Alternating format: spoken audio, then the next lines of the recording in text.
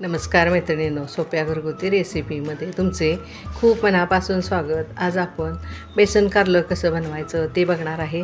त्यासाठी ही कोळी बघून अशी मी 2 कारली घेतलेली आहेत. पहिल्यांदा कारली आपण स्वच्छ धुवून घ्यायचे आहेत आणि ह्या कारल्याचे आता जाड जाड काप करून घ्यायचे आहेत. ही कारली जून असतील तर ह्यामधले बी काढा.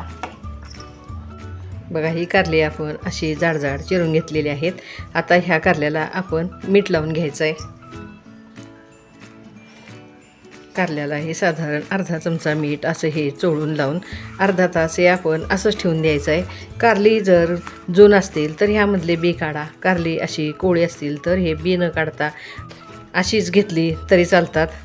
आता ह्या कारल्याला हे मीठ चोळून मी अर्धा तासासाठी असंच ठेवून देते. म्हणजे हे कारली चांगली मिठामध्ये मुरल्यानंतर कारल्याचा कडूपणा कमी येतो. बघा, आता अर्धा तास झालेला आहे. हे कारलं आपलं मिठामध्ये कसं छान मुरले. हे आता हलक्या हातानं पिळून ह्यामधलं पाणी काढून घ्यायचं आहे,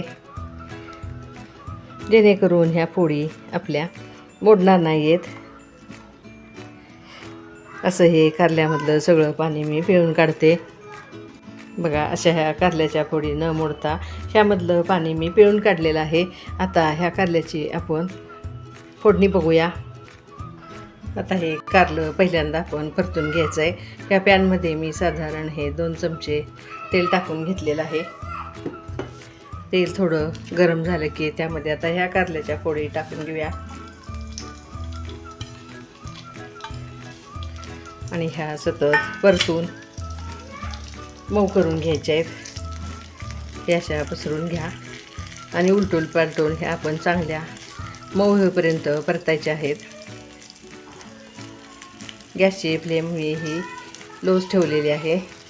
लो फ्लेमवर परतत राहिल्यामुळे हे कारलं लवकर मऊ पडतं. बघा, आता कारल्याची एक बाजू परतून झाल्यानंतर हे आता आपण उलटून घेऊया. असं आता हे मऊ पडेपर्यंत आपण परतून घ्यायचं आहे. कारलं असं परतून मऊ केल्यामुळं ते फोडणीमध्ये पटकन शिजलं जातं. बघा, आता उलटून आपण हे कारलं चांगलं परतून घेतल्यानंतर त्यामध्ये टाकणार आहे हे साधारण 2 चमचे बेसन पण ह्या कारल्याबरोबर चांगलं परतून घेऊया. बेसनला खमंगपणा येईपर्यंत हे असं परतत राहायचं आहे. बघा, बेसन कारलं आपण थोडा वेळ परतून घेतल्यानंतर ह्यामध्ये थोडंसं मीठ टाकून घेऊया आणि हे थोडं हलवून 1-2 मिनटं असंच झाकून ह्या मिठामध्ये मुरवून घेऊया. म्हणजे हे चांगलं मऊ पडतं.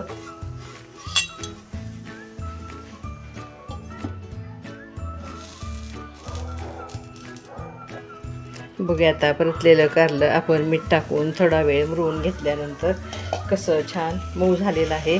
हे आता आपण काढून घेऊया. आता ह्या भाजीची फोडणी आपण बघूया. एक साधारण मी 2 चमचे तेल ह्यामध्ये टाकून घेतलेलं आहे. तेल गरम झाले. आता त्यामध्ये टाकूया ही मोहरी अर्धा चमचा. मोहरी थोडी तडतडली की त्यात टाकायचे आपण हे अर्धा चमचा जिरे पण चांगले फुललेले आहेत. आता टाकूया थोडासा हिंग.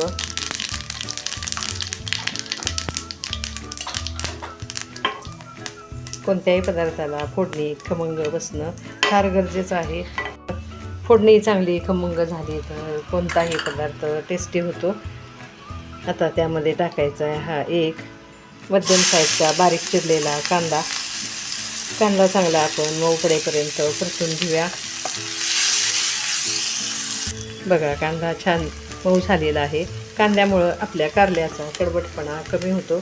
त्यामध्ये टाकूया हा छोटा एक बारीक चिरलेला टोमॅटो पण चांगला मऊ पडेपर्यंत आपण परतून घ्यायचा आहे.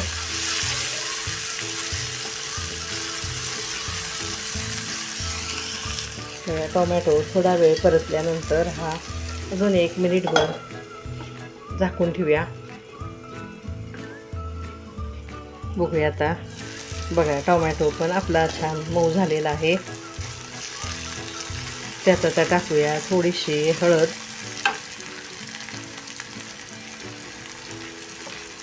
एक एक पदार्थ टाकून आपण चांगलं परतून घ्यायचं आहे. आता ह्यामध्ये टाकायचं आहे ठेचलेलं लसूण आणि सुकं खोबरं. ह्या 6-7 लसूण पाकळ्या आणि थोडं मी सुकं खोबरं घेतलेलं आहे, ते पण ह्यामध्ये चांगलं परतून घेऊया. आता टाकूया चवीपुरती कांदा लसूण चटणी.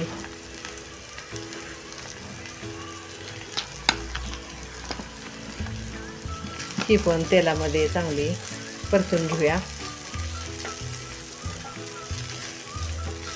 आणि आता ह्यामध्ये पाणी टाकून आपण हा कांदा टोमॅटो थोडा वेळ शिजवून घेऊया. एक साधारण अर्धी वाटी मी त्यामध्ये पाणी टाकून घेतलेलं आहे. त्या पाण्याला आपण उकळी आणून घ्यायचे.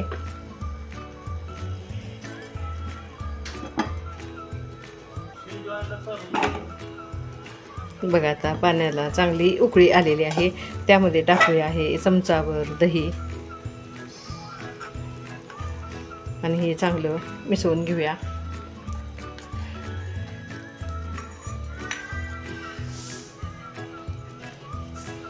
त्यामध्ये आता हे परतलेलं कारलं आपण टाकून घ्यायचं आहे.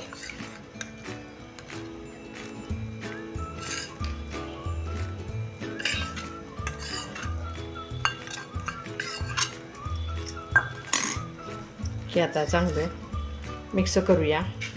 आणि तुम्हाला कितपत रस हवा तेवढा रस उरेपर्यंत आपण हे चांगलं शिजवून घ्यायचं आहे. आता थोडी कोथिंबीर, कारलं परतताना आपण थोडं मीठ टाकलेलं होतं. आता ह्या उरलेल्या भाजीसाठी अजून थोडं ह्यामध्ये मीठ टाकून घेऊया. हा टाकूया आता 2 चमचे गूळ आणि गॅसच्या लो फ्लेमवर थोडा रस उरेपर्यंत आपण ही भाजी शिजवून घ्यायची आहे. बघा भाजी थोडा वेळ शिजल्यानंतर त्यामध्ये टाकायचा छोटा अर्धा चमचा गरम मसाला. मसाला शेवटी टाकल्यामुळे ह्या मसाल्याचा वास पण कमी होत नाही, भाजीला चव पण छान लागते. आणि एकदा हे छान मिसळून घेऊया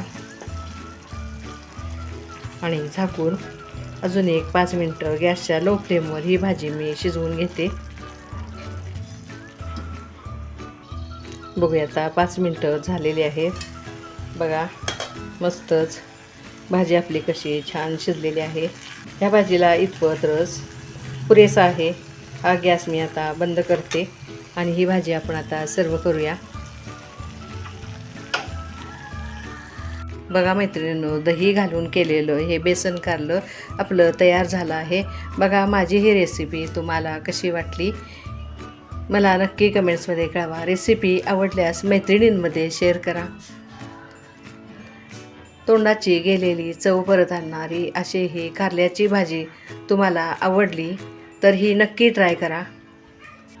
रेसिपीला लाईक करा, चॅनेलला सबस्क्राईब करा आणि नेहमीच्या ब्रीदवाक्याप्रमाणे घरचंच खा, निरोगी राहा.